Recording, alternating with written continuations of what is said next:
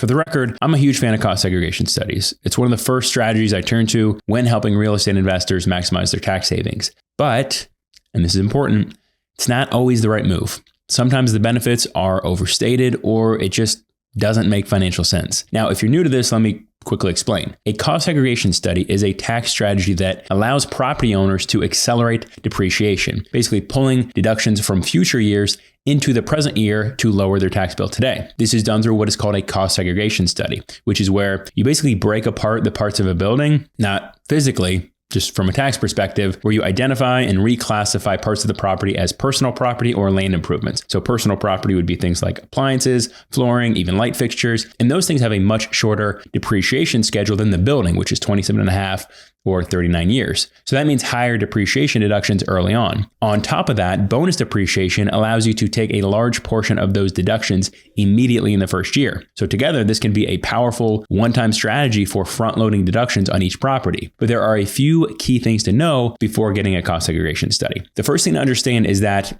big depreciation deduction provided by the cost seg study, it's not a permanent tax savings. Instead, it's just a way to push out your tax bill to a later year. You'll eventually have to pay those taxes back through something called depreciation recapture. So let's say you buy a property for $500,000 and in year one, you take a $100,000 depreciation deduction thanks to a cost seg study. So that reduces your tax basis, basically the amount that you've invested in the property in the eyes of the IRS, from $500,000 to $400,000. Now, if you sell the property in year two for the same amount, $500,000, you're actually going to have to report a $100,000 gain on your tax return, even though the property hasn't appreciated and you sold it for what you bought it at, because you reduced your basis through that big year one depreciation deduction. What's worse is that $100,000 isn't taxed at the lower capital gains rate. It's actually taxed at your ordinary income tax rate due to depreciation recapture. So in essence, that $100,000 deduction that you took in year one, it was like getting a loan via tax savings. When you sell, you have to pay some or all of that back. There are really only a couple ways out of depreciation recapture. Number one, you sell at a loss. If you sell the property for less than your adjusted basis, so $400,000 in this example, there would be no depreciation recapture because there's no gain to report. Or if you hold it until death, so if you keep the property until you pass away, your heirs will receive a step up in basis, meaning the property's value resets to the current fair market value. So this wipes out the depreciation recapture, allowing them to inherit it tax-free. If you're planning to sell the property, either to fund, your retirement or to buy another property, you need to factor in depreciation recapture into your decision. That said, a cost seg study can still make sense. Shifting income and deductions between years is a critical part of smart tax planning. You could use a cost seg study during high income years to shift income to lower income years where you're going to pay a lower tax rate on that income. Another situation where it may make sense is if you're selling another property for a large gain in a given year, the depreciation deduction from one property can offset the gain on the sale of another. Did this with a client last year who used this strategy to save about $20,000 in taxes. The key is to be conscious of when you're taking that big depreciation deduction and when you plan to sell. Timing is everything. Second, very important point, and actually maybe should have put this one first. One common misconception is that the tax losses generated by a cost seg study can offset any kind of income. It's not how it works, unfortunately. Most depreciation deductions are considered passive losses, which can only offset passive income, like rental income from other properties.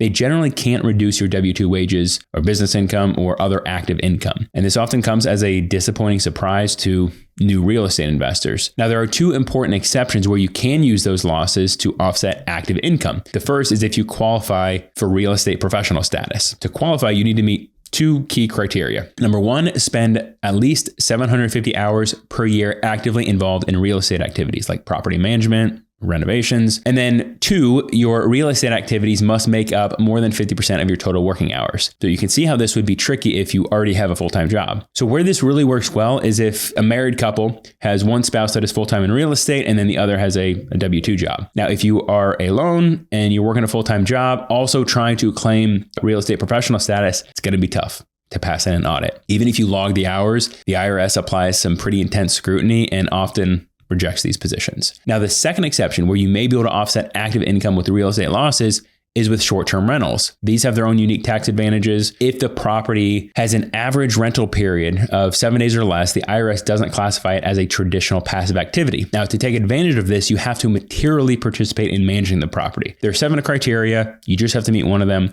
I'm not going to read through each of these because it's not what this video is about, but you can pause the video and read through them. And while you're at it, do me a solid and give this video a thumbs up if it's helpful. The one that most people meet is number 3, spend at least 100 hours managing the property as long as no one else spends more time than you. With short-term rentals, even if you don't qualify as a real estate professional and you're working a full-time job, you still may be able to use those depreciation deductions to offset your active income, like your salary. Now, what if you don't meet the qualifications for either, for the real estate professional status or short-term rental? It may still be beneficial to generate losses through a cost seg study for the purposes of offsetting other passive income.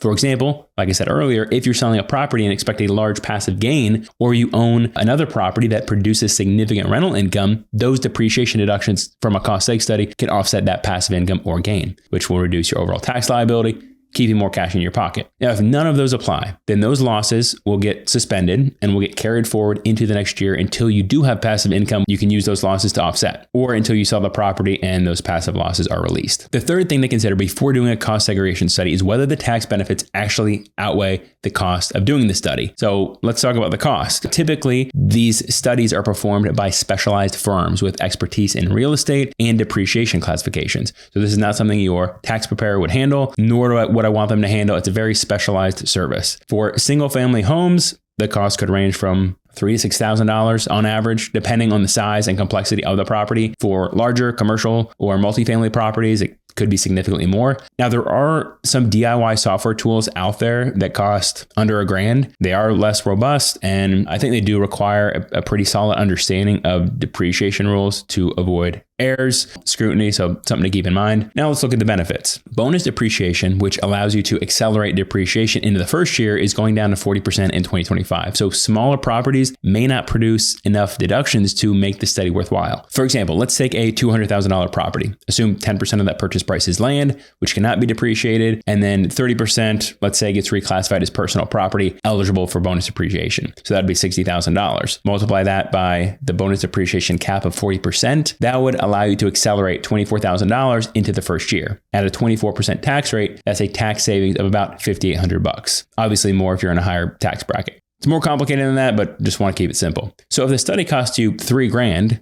your net savings is only $2,800. I mean, it's something, it's nice, but it's not life-changing. Now, even if you qualify for real estate professional status or short-term rental loophole, definitely not going to be enough to completely offset your salary. Where cost segregation studies really shine and are really helpful is with larger, more expensive properties. For example, a client I worked with recently built a very nice $600,000 house, and they already had the land. So that was literally just the building cost. And then they did this in 2024. So bonus depreciation was 60% then. Well, their tax savings ended up being around $40,000 for that. So you need to crunch the numbers for your property. The nice thing is most cost seg firms will provide a free estimate. You just give them the property address and details, and they'll calculate an approximate tax benefit using what they think your tax rate is. And so this kind of helps you decide if the study is worth it before committing to the expense. Just to reiterate, the cost segregation study is an incredible tax strategy, but it's not a one-size-fits-all solution. The benefits really depend on your property, your tax situation, and your overall goals with the property. All right, that's it. Thanks for watching.